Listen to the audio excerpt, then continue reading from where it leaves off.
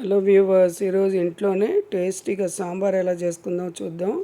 దీనికి అరగంట కందిపప్పు నానబెట్టుకుని ఉడికించుకుని మెత్తగా ఇలా లిక్విడ్ లాగా చేసి పెట్టుకోవాలి. మనకు కావాల్సిన కూరగాయ ముక్కలు కూడా ఉడికించి పెట్టుకుని బాణల్లో కొంచెం నెయ్యి నూనె వేసి అందులో జీలకర్ర, ఆవాలు, ఎండుమిర్చి, ఇంగువ వేసి ఈ ఉడికించుకున్న కూరగాయ ముక్కలు, పప్పు మిశ్రమం వేసి సిమ్లో పెట్టుకుని 5 నిమిషాలు ఉడికించుకుని అందులో ఉప్పు, కారం, సాంబార్ పౌడర్ వేసి ఇంకో 5 నిమిషాలు ఉడికించుకుంటే టేస్టీ సాంబార్ రెడీ అవుతుంది. ఇది అన్నిట్లోకి బాగుంటుంది.